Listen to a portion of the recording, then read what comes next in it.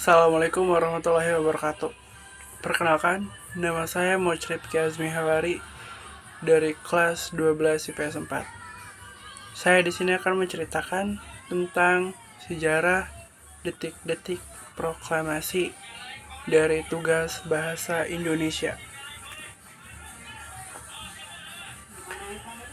Jepang menyerah pada sekutu pada tanggal 15 Agustus 1945. Jepang menyerah kepada sekutu setelah sebelumnya dua kota penting dibom oleh sekutu, yaitu kota Hiroshima pada tanggal 16 Agustus 1945 dan kota Nagasaki pada tanggal 9 Agustus 1945. Berita kekalahan Jepang tersebut akhirnya sampai pada telinga pemuda Indonesia, yaitu Sultan Syahrir, melalui siaran radio Amerika. Selanjutnya, Subadio Sastroa Satomo dan Subianto menemui Muhammad Hatta. Mereka meminta Hatta agar mencegah PPKI mengumumkan kemerdekaan, karena menurut golongan muda, kemerdekaan Indonesia harus diperoleh dengan kekuatan bangsa Indonesia sendiri, tanpa campur tangan negara lain.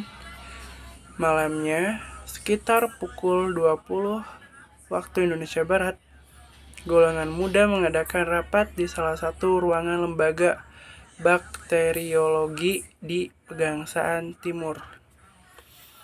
Rapat tersebut dihadiri oleh Khairul Saleh, Wikana, Margono, Armansyah, dan Kusnandar. Dalam rapat tersebut, golongan muda menuntut agar proklamasi kemerdekaan Indonesia dilaksanakan segera mungkin. Mereka meminta Soekarno membacakan proklamasi esok hari, yaitu tanggal 16 Agustus 1945. Namun, Soekarno menolak usulan tersebut karena menganggap golongan muda terlalu tergesa-gesa. Golongan muda mengancam akan terjadi pertumpahan darah apabila proklamasi tidak segera dilaksanakan.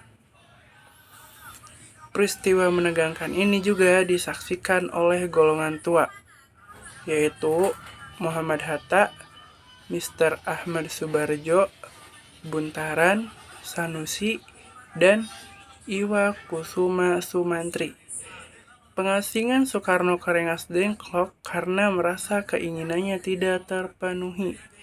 Keesokan harinya, pada tanggal 16 Agustus 1945, golongan muda mengasingkan Soekarno dan Muhammad Hatta ke sebuah daerah di Jawa Barat, yaitu Rengas Dengklok. Tujuan pengasingan tersebut adalah menjauhkan kedua pemimpin nasional itu dari pengaruh Jepang. Sementara itu, di Jakarta, golongan tua yang diwakili oleh Mr. Ahmad Subarjo dan golongan muda yang diwakili oleh Wikana sepakat bahwa proklamasi kemerdekaan akan dilakukan di Jakarta. Pada pukul 16 waktu Indonesia Barat, Ahmad Subarjo diantar oleh Yusuf Kunto pergi ke tempat pengasingan di Rengas Dengklok.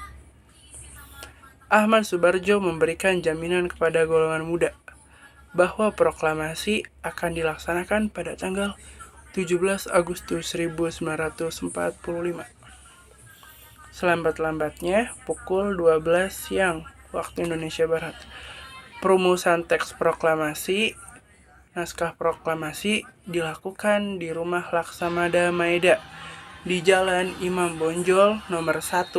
Dalam penyusunan naskah proklamasi, Ahmad Subarjo menyumbangkan pikiran secara lisan pada kalimat pertama yang berbunyi pernyataan bangsa Indonesia untuk mengubah nasibnya sendiri. Dr. Andes Muhammad Hatta menambahkan kalimat kedua sebagai pernyataan pengalihan kekuasaan. Soekarno menulis konsep proklamasi pada secari kertas. Selanjutnya, kertas yang ditulis oleh Soekarno diberikan kepada Sayuti Melik untuk diketik.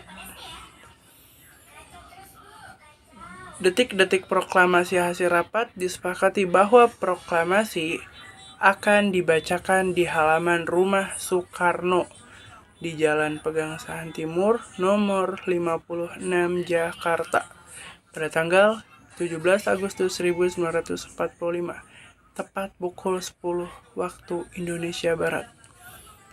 Para pemuda bergegas menyiapkan peralatan upacara dan mengumpulkan masyarakat di halaman rumah Soekarno.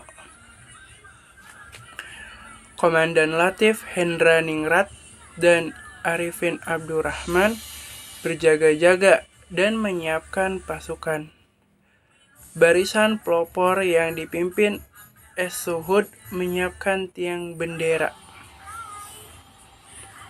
Bendera yang digunakan pada upacara tersebut adalah bendera merah putih yang dijahit sendiri oleh istri Soekarno, yaitu Ibu Fatmawati. Bendera tersebut dikenal dengan nama bendera pusaka. Namun, sejak tahun 1969, bendera pusaka tidak lagi digunakan dan disimpan di Istana Merdeka, digantikan dengan bendera duplikat. Tepat pada pukul 10 waktu Indonesia Barat, Soekarno didampingi Muhammad Hatta membacakan naskah proklamasi kemerdekaan Indonesia. Upacara dilanjutkan dengan pengibaran bendera merah putih oleh Latif Hendra Ningrat dan Es-Suhud dengan diiringi lagu Indonesia Raya ciptaan W.R. Supratman. Semua masyarakat yang menyaksikan upacara pagi itu menangis terharu dan bersyukur atas dibacakannya proklamasi kemerdekaan. Dengan cepat, berita tentang kemerdekaan Indonesia menyebar ke seluruh penjuru negeri. Segitu saja yang bisa saya sampaikan. Kurang lebihnya mohon maaf. Wabillahi taufiq wal hidayah. Wassalamualaikum warahmatullahi wabarakatuh.